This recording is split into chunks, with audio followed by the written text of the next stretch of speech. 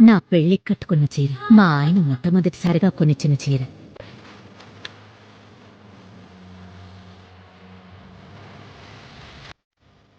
పట్టే. అయ్యో అయ్యో ఎందుకయ్యా అరుస్తావు? చీర రంగు పోతుందో లేదో చూడద్దా?